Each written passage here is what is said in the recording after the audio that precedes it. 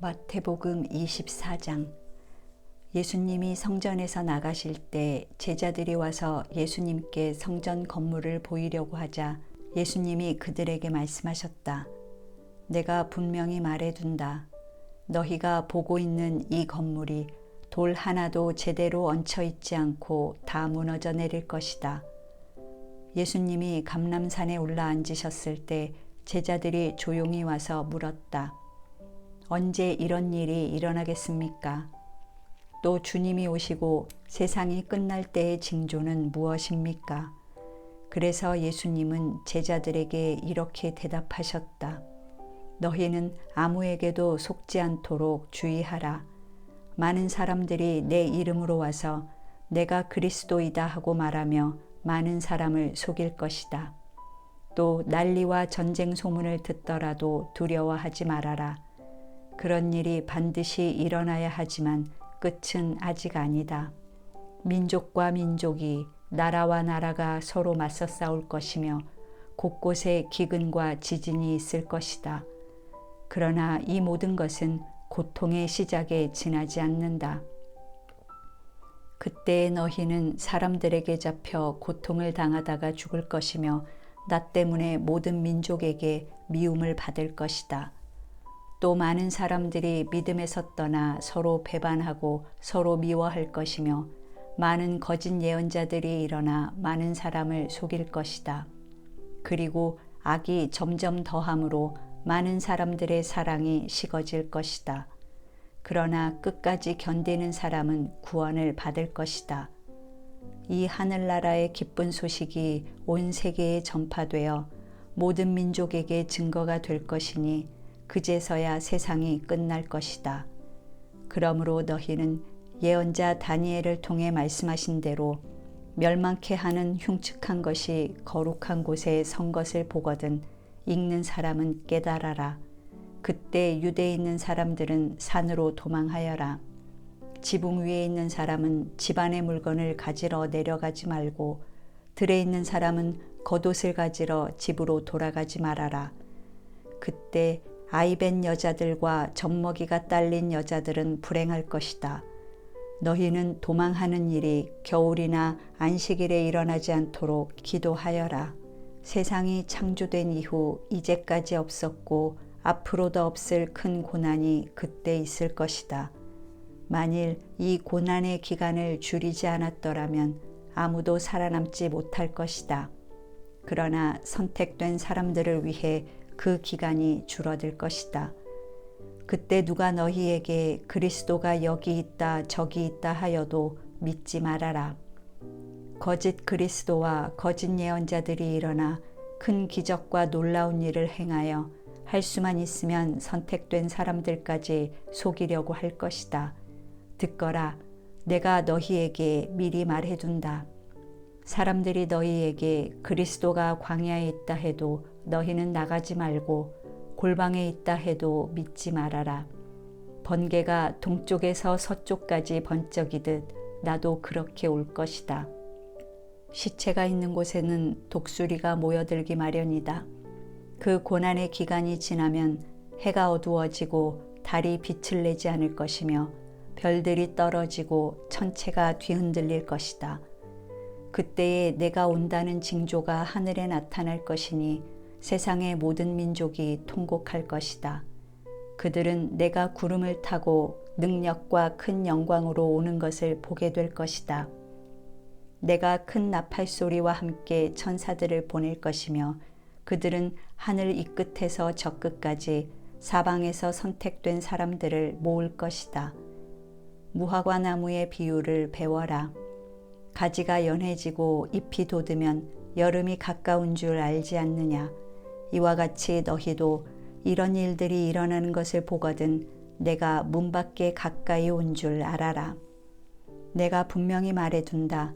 이 세대가 지나가기 전에 이 모든 일이 반드시 일어날 것이다. 하늘과 땅은 없어질지라도 내 말은 결코 없어지지 않을 것이다. 그러나 내가 오는 그 날과 시간은 아무도 모른다. 하늘의 천사들과 아들도 모르고 오직 아버지만 아신다. 내가 올 때에는 세상이 노아의 시대와 같을 것이다. 홍수 이전 사람들은 노아가 배에 들어가는 날까지 먹고 마시고 장가가고 시집가다가 홍수가 나서 그들을 다 쓸어버릴 때까지도 그런 일이 일어나리라고는 전혀 예상하지 못했다.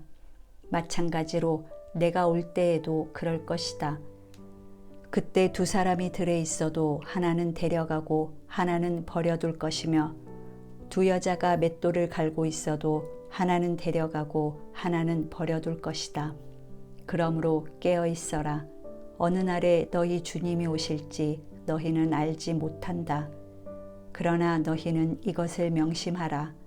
만일 집주인이 밤에 도둑이 드는 시간을 알았다면 깨어 있다가 집에 도둑이 침입하지 못하게 했을 것이다. 그러므로 너희도 준비하고 있어라. 생각지 않은 때에 내가 올 것이다. 충성스럽고 지혜로운 종이 되어 주인이 맡긴 집안 사람들에게 제때의 양식을 나눠줄 사람이 누구냐? 주인이 돌아와서 그 종이 그렇게 하는 것을 보면 그 종은 정말 행복한 사람이다. 내가 분명히 말하지만 주인이 그의 모든 재산을 그 종에게 맡길 것이다. 그러나 그 종이 악하여 속으로 내 주인은 오래 있다가 오실 것이다 라고 생각하며 함께 있는 종들을 때리고 술 친구들과 어울려 먹고 마신다면 어떻게 되겠느냐. 어느 날 생각지 않은 시간에 갑자기 그 종의 주인이 와서 그를 사정없이 때리고 위선자들과 똑같이 심판할 것이다. 거기서 그는 통곡하며 이를 갈 것이다. 25장. 그때 하늘나라는 마치 저마다 등을 가지고 신랑을 맞으러 나간 10처녀와 같을 것이다. 10처녀 중에 5은 어리석고 5은 슬기로웠다. 어리석은 처녀들은 등을 가졌으나 기름이 없었고 슬기로운 처녀들은 등에 기름을 채워두었다. 그러나 신랑이 늦도록 오지 않자 처녀들은 모두 졸다가 잠이 들었다. 그런데 한밤중에 자 신랑이 온다 맞으러 나오너라 하고 외치는 소리가 들렸다. 그때 처녀들은 다 일어나 저마다 등을 손질했다.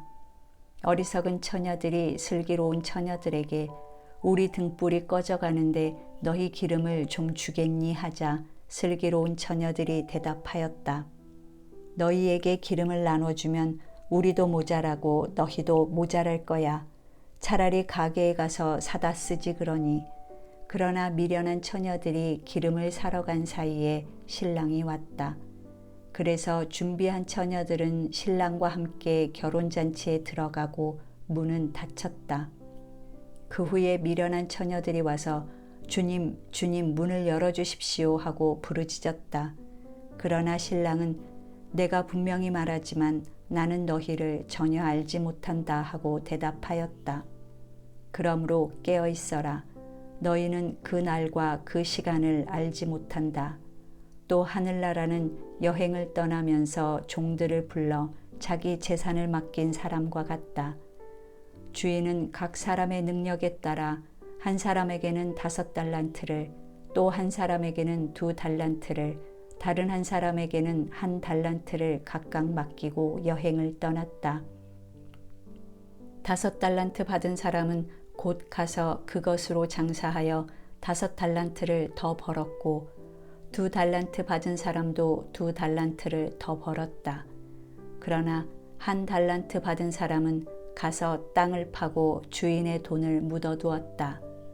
오랜 후에 주인이 돌아와 그들과 셈을 하게 되었다. 5달란트 받은 사람이 5달란트를 더 가지고 와서 주인님, 제게 5달란트를 맡기셨는데 보십시오, 5달란트를 더 벌었습니다 하고 말하였다. 그래서 주인이 그에게 잘하였다, 착하고 충실한 종아. 내가 작은 일에 충실하였으니 내가 너에게 많은 일을 맡기겠다. 너는 주인의 기쁨에 참여하여라 하였다. 2달란트 받은 사람도 와서 주인님, 제게 2달란트를 맡기셨는데 보십시오, 2달란트를 더 벌었습니다 하고 말하였다. 그래서 주인은 그에게도 잘하였다 착하고 충실한 종아. 내가 작은 일에 충실하였으니 내가 너에게 많은 일을 맡기겠다. 너는 주인의 기쁨에 참여하여라 하였다. 그런데 한 달란트 받은 사람은 와서 주인님, 저는 주인님이 아무 수고도 하지 않고 남이 심고 뿌려놓은 것을 거둬들이는 지독한 분으로 알았습니다. 그래서 저는 두려워서 주인님의 돈을 땅속에 묻어두었다가 가져왔습니다. 보십시오. 주인님의 돈이 여기 있습니다 하였다. 그때 주인이 이렇게 대답하였다. 악하고 게으른 종아, 내가 나를 그런 사람으로 알았느냐? 그렇다면 내 돈을 은행에 맡겼다가 내가 돌아왔을 때 이자와 원금을 함께 받도록 했어야 하지 않느냐? 그가 가진 한 달란트를 빼앗아 10달란트 가진 사람에게 주어라. 누구든지 있는 사람은 더 받아 넘치게 되고 없는 사람은 있는 것마저 빼앗길 것이다. 이 쓸모없는 종을 바깥 어두운 곳에 내쫓아라. 거기서 통곡하며 이를 갈 것이다. 내가 영광 중에 모든 천사들과 함께 와서 내 영광의 보좌에 앉을 것이다. 그리고 모든 민족을 내 앞에 모으고 목자가 양과 염소를 갈라놓듯 사람들을 갈라놓아 양은 오른편에 염소는 왼편에 세울 것이다.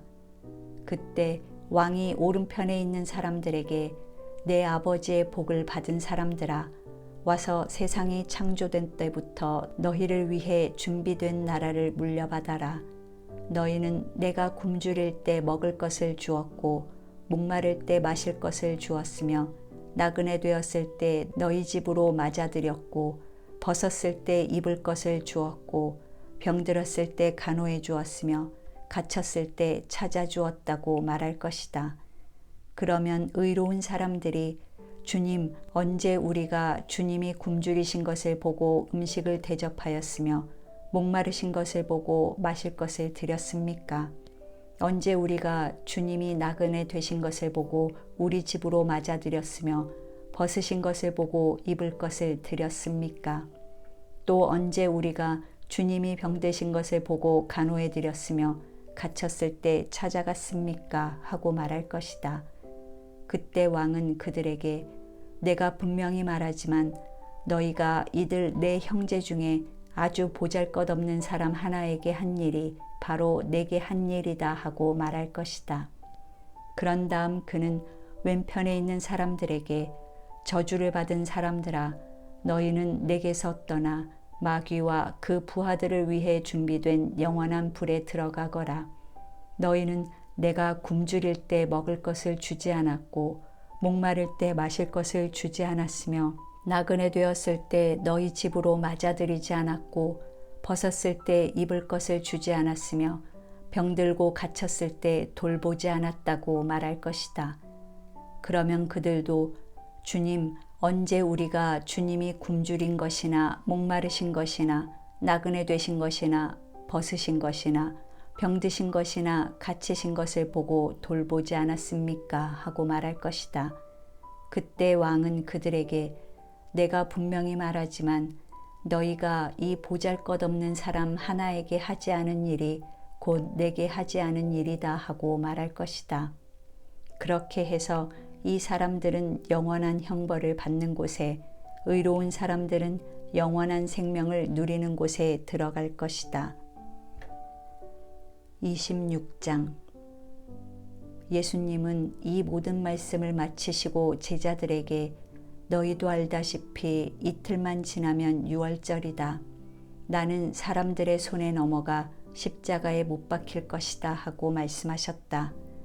그 무렵 대제사장들과 백성의 장로들이 대제사장 가야바의 집 뜰에 모여 예수님을 교묘하게 잡아 죽일 방법을 의논하였다. 그러나 그들은 군중들이 난동을 일으킬지도 모르니 명절에는 하지 말자 하였다. 예수님이 베다니에 있는 문둥병자 시몬의 집에 계실 때 한 여자가 예수님께 값진 향유 한 병을 가지고 와서 식탁에 앉으신 예수님의 머리에 부었다. 그러나 제자들은 이것을 보고 분개하여 무엇 때문에 이렇게 낭비하시오? 이 향유를 비싼 값에 팔아 그 돈을 가난한 사람들에게 줄 수도 있지 않았소 하였다. 그러자 예수님은 그들의 생각을 아시고 이렇게 말씀하셨다. 왜 그 여자를 괴롭히느냐? 그녀는 나에게 좋은 일을 하였다. 가난한 사람은 항상 너희와 함께 있으나 나는 너희와 항상 함께 있는 것이 아니다. 이 여자는 내 몸에 향유를 부어 내 장례를 준비하였다. 내가 분명히 말해둔다. 세상 어디든지 이 복음이 전파되는 곳에는 이 여자가 한 일도 알려져서 사람들의 기억에 남을 것이다.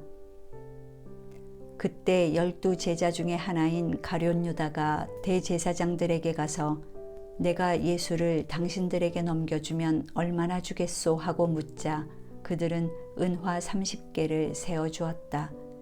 그때부터 유다는 예수님을 넘겨줄 기회를 찾기 시작하였다. 누룩 넣지 않은 빵을 먹는 명절인 무교절의 첫날에 제자들이 예수님께 와서 주님이 잡수실 유월절 음식을 어디다 마련할까요? 하고 물었다. 그러자 예수님이 말씀하셨다. 너희는 성 안에 들어가 한 사람에게 가서 우리 선생님이 자기 때가 가까우므로 제자들과 함께 댁에서 유월절을 지키겠다고 하십니다 하여라. 그래서 제자들은 예수님이 일러주신 대로 유월절을 준비하였다. 날이 저물자 예수님은 12 제자와 함께 식탁에 앉아 음식을 잡수시면서 내가 분명히 말하지만 너희 중 하나가 나를 팔아 넘길 것이다 하고 말씀하셨다.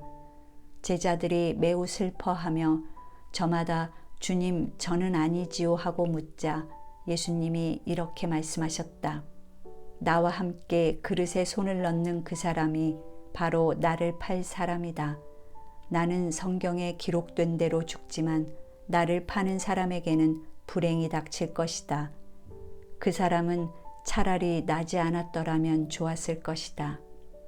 그때 예수님을 팔아넘길 유다가 선생님 저입니까? 하고 묻자 예수님은 그렇다 하고 대답하셨다. 그들이 먹을 때 예수님은 빵을 들어 감사기도를 드리고 떼어서 제자들에게 주시며 자 받아 먹어라. 이것은 내 몸이다 하고 말씀하셨다. 또 잔을 들어 감사기도를 드리신 후 제자들에게 주시며 말씀하셨다. 모두 이 잔을 마셔라. 이것은 많은 사람의 죄를 용서하기 위해 흘리는 내 계약의 피다. 내가 분명히 말해두지만 내 아버지의 나라에서 너희와 함께 새 것으로 마시는 그날까지 내가 결코 포도나무에서 난 것을 마시지 않을 것이다. 그들은 찬송을 부르고서 감람산으로 갔다. 그때 예수님은 제자들에게 이렇게 말씀하셨다. 오늘 밤 너희는 모두 나를 버릴 것이다. 성경에도 내가 목자를 칠 것이니 양떼가 흩어질 것이다 라고 쓰여 있다. 그러나 내가 다시 살아나 너희보다 먼저 갈릴리로 가겠다. 베드로가 예수님께 모든 사람이 다 주님을 버린다 해도 저는 절대로 주님을 버리지 않겠습니다 하자 예수님이 베드로에게 내가 분명히 너에게 말하지만 바로 오늘 밤 다 굴기 전에 내가 3번이나 나를 모른다고 말할 것이다 하셨다. 그러나 베드로는 내가 주님과 함께 죽는 한이 있더라도 절대로 주님을 모른다고 하지는 않겠습니다 하고 장담하였다. 그리고 다른 제자들도 다 그렇게 말하였다. 예수님은 제자들과 함께 겟세마네라는 곳으로 가셨다. 거기서 제자들에게 내가 저기 가서 기도하는 동안 너희는 여기 앉아 있거라 하시고 베드로와 세베대의 2 아들만 데리고 가셨다. 예수님은 몹시 괴로워하시며 그들에게 지금 내 마음이 너무나 괴로워 죽을 지경이다. 너희는 여기 머물러 나와 함께 깨어 있어라 하시고 조금 더 나아가 땅에 엎드려 이렇게 기도하셨다. 아버지, 할 수만 있으면 이 고난의 잔을 내게서 거두어 주십시오. 그러나 내 뜻대로 마시고 아버지의 뜻대로 하십시오. 그리고 예수님은 세 제자에게 돌아와 그들이 잠든 것을 보시고 베드로에게 말씀하셨다. 너희가 1시간도 나와 함께 깨어 있을 수 없느냐? 시험에 들지 않도록 정신 차려 기도하라. 마음은 간절하지만 몸이 약하구나. 예수님은 두 번째 가셔서 아버지, 내가 마시지 않고는 이 잔이 내게서 떠날 수 없다면 아버지의 뜻대로 하십시오 하고 기도하신 후 다시 돌아와 보니 그들은 몹시 피곤하여 또 자고 있었다. 예수님은 그들을 그냥 두고 세 번째 가셔서 같은 말씀으로 기도하셨다. 그리고 제자들에게 돌아와 이렇게 말씀하셨다. 너희가 아직도 자고 있느냐? 이제 때가 왔으니 내가 죄인들의 손에 넘어가게 될 것이다. 일어나거라, 가자, 나를 팔아넘길 사람이 가까이 왔다. 예수님의 말씀이 미처 끝나기도 전에 12 제자 중에 하나인 유다가 왔다. 그리고 대제사장들과 장로들이 보낸 많은 무리도 칼과 몽둥이를 들고 같이 왔다. 유다는 내가 예수에게 입을 맞출 테니 그를 붙잡으시오 하고 그들과 미리 암호를 짜둔 후 곧 예수님께 나와 선생님 안녕하십니까 하며 예수님께 입을 맞췄다. 예수님이 유다에게 친구야, 내가 하고자 하는 일을 어서 하여라 하시자 그들이 달려들어 예수님을 붙잡았다. 그때 예수님의 곁에 섰던 한 사람이 칼을 빼어 대제사장의 종을 쳐서 그의 귀를 잘라버렸다. 그래서 예수님이 그에게 말씀하셨다. 내 칼을 도로 칼집에 꽂아라. 칼을 쓰는 사람은 다 칼로 망한다. 내가 아버지께 청하기만 하면 12개의 여단의 군대보다 더 많은 천사들을 당장 보내주실 수 있다는 것을 너는 모르느냐. 만일 그렇게 한다면 이런 일이 반드시 일어날 것이라고 한 성경 말씀이 어떻게 이루어지겠느냐. 그러고 나서 예수님은 그들을 보시고 이렇게 말씀하셨다. 내가 마치 강도라도 되는 것처럼 너희가 칼과 몽둥이를 들고 나를 잡으러 왔느냐. 내가 날마다 성전에 앉아 가르칠 때는 너희가 나를 잡지 않았다.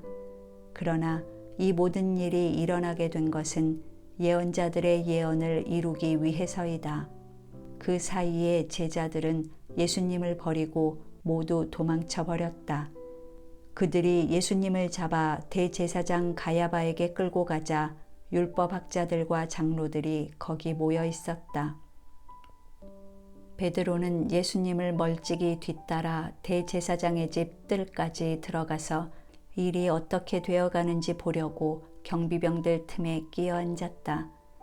대제사장들과 유대인 의회에서는 예수님을 사형에 처할 만한 증거를 잡으려고 하였다. 많은 사람들이 와서 거짓 증언을 하였으나 실질적인 증거를 얻지 못하고 있는데 마지막으로 두 사람이 와서 이 사람이 바로 하나님의 성전을 헐고 3일 만에 다시 세울 수 있다고 말한 사람입니다 하고 증언하였다. 그러자 대제사장이 일어나 예수님께 이들이 내게 불리한 증언을 하는데도 왜 대답이 없는가 하고 물었다. 그래도 예수님이 침묵을 지키시고 대답을 하시지 않자 대제사장은 내가 살아계신 하나님의 이름으로 너에게 묻는다. 내가 하나님의 아들 그리스도냐 하였다. 예수님은 그에게 그렇다. 내가 분명히 너희에게 말해두지만 앞으로 내가 전능하신 분의 오른편에 앉은 것과 구름을 타고 오는 것을 너희가 볼 것이다 하고 대답하셨다. 그때 대제사장이 자기 옷을 찢으며 큰 소리로 저 사람이 하나님을 모독하였으니 이 이상 무슨 증거가 더 필요하겠는가? 여러분도 저 사람의 모독적인 말을 다 들었습니다. 여러분은 어떻게 생각합니까? 하자 사형을 받아야 한다고 모두 외쳤다. 그리고 그들은 예수님의 얼굴에 침을 뱉고 주먹으로 치고 또 뺨을 때리면서 그리스도야, 너를 때리는 사람이 누구냐? 알아맞혀 보아라 하고 조롱하였다. 한편 베드로는 뜰에 앉아 있었는데 한 여종이 와서 당신도 갈릴리 사람 예수와 한패지요 하였다. 그러나 베드로는 도대체 무슨 소리를 하는지 모르겠소 하며 모든 사람들 앞에서 부인하였다.